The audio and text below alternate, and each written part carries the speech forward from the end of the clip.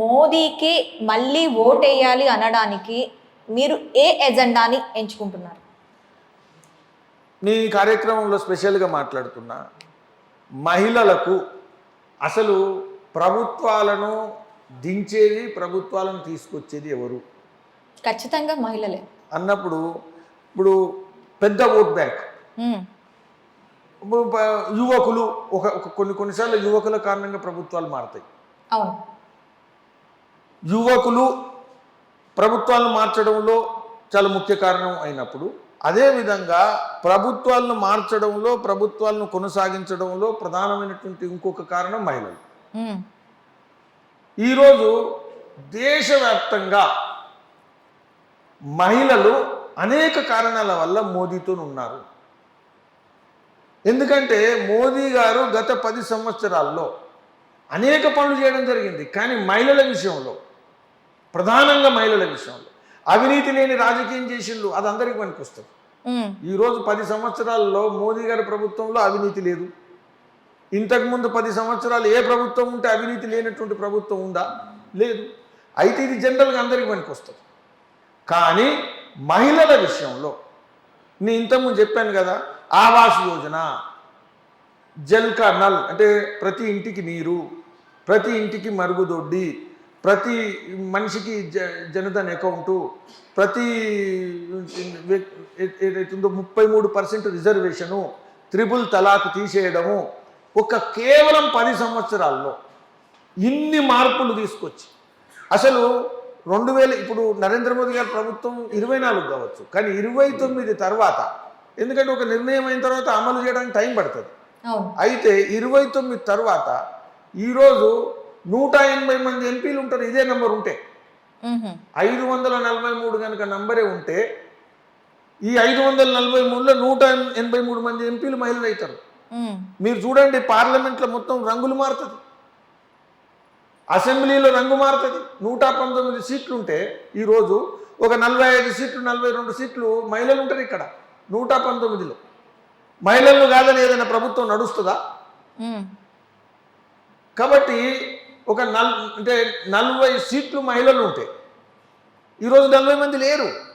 కాబట్టి రాజకీయాల్లో అధికారం కొనసాగించడంలో, చట్టసభల్లో నిర్ణయాలు తీసుకునే సభల్లో మహిళల యొక్క అనుపాతం ఇంత విప్లవాత్మకంగా మార్చి దేశంలో మహిళలకు జాగ్రత్తగా ఉండాలా, భయపడాలా. ఎందుకంటే వాళ్ళు ఎంపీలు, ఎమ్మెల్యేలు, మినిస్టర్లు అవుతారు.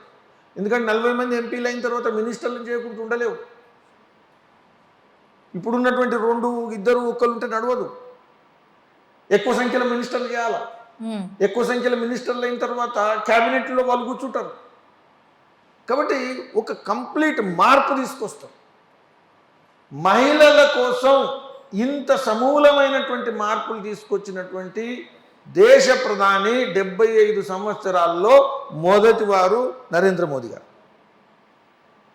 ఓకే సార్, ఇంకొకటి, ఇప్పుడు మీరు నిజంగా మహిళల గురించి చెప్తున్నారు కాబట్టి, ఇంకా 2024 ఎలక్షన్స్ దగ్గరికి వస్తున్నాయి కాబట్టి ఇంకా ఎలాంటి డెవలప్మెంట్స్, అది కూడాను మహిళలకు సంబంధించి ఎలాంటి ఎంపవర్మెంట్స్తో 2024 ఎలక్షన్స్కి వెళ్ళబోతున్నారు?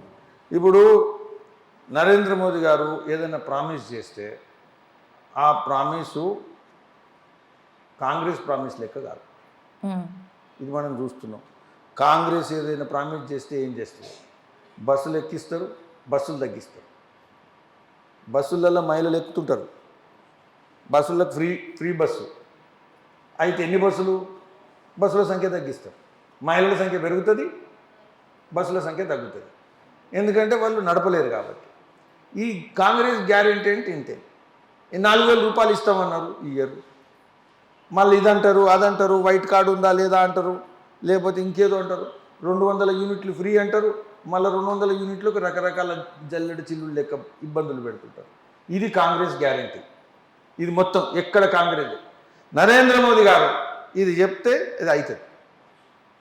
ఇప్పటి వరకు ట్రాక్ రికార్డు గత 10 సంవత్సరాల్లో నరేంద్ర మోదీ గారు వ్యతిరేకించే వాళ్ళు కూడా ఏం చెప్తారంటే వారు చెప్పింది చేస్తారంట, ఇచ్చిపెట్టరు అంటారు. అందుకని ఇప్పటి వరకు ఉజ్వల యోజన ఉంది, మామూలు విషయమే. కానీ ఇంట్లో పొయ్యి, కట్టెలు, పొగ, ఇబ్బంది, కట్టెలు తీసుకురావడానికి అడవిలో ఏరుకొని రావడం, ఇవన్నిటి నుంచి ఈరోజు కోట్ల మంది మహిళలకు ఇళ్లల్లో LPG gas connection compulsory free. ఇప్పుడు రాబోయేటువంటి రోజుల్లో ఖచ్చితంగా ఏదైతుందో ఎల్పిజి విషయంలో 500 రూపాయలకి ఇవ్వాలా అనేటువంటి అనేక విషయాల్లో కూడా నిర్ణయం. వారు ఏదైనా ప్రామిస్ చేస్తే అది ఎల్పిజి కనెక్షన్ కానీ, అది ఆవాస్ యోజన కానీ, అది జనధన్ అకౌంట్ కానీ, అది ఇతర పద్ధతుల్లో కానీ, అది 33% రిజర్వేషన్ కానీ, అది త్రిపుల్ తలాక్ కానీ, ఇవన్నీ కూడా చెప్పింది చేసే ప్రధానమంత్రి నరేంద్ర మోదీ గారు. అయితే భవిష్యత్తులో ఏం చేయాలా అనేటువంటి విషయం ఇంకా పూర్తి కాలేదు. నరేంద్ర మోదీ గారు అందరిని అడిగారు, ఏం చేయాలని అనిపిస్తుందో నాకు పంపించండి. ఎన్నికల ముందు నేను ప్రకటిస్తా, మేనిఫెస్టో ప్రకటిస్తా, అందులో మనకు చేయగలిగిన వాటిని నేను తీసుకుంటా అని చెప్పారు.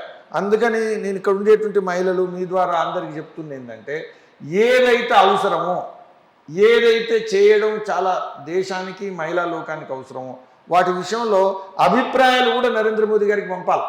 ఓకే, ఖచ్చితంగా అందులో చేయగలిగేటువంటి వాటిని స్వీకరించి వాటికి టైం టేబుల్ పెట్టేటువంటి ప్రధానమంత్రి నరేంద్ర మోదీ గారు. యా.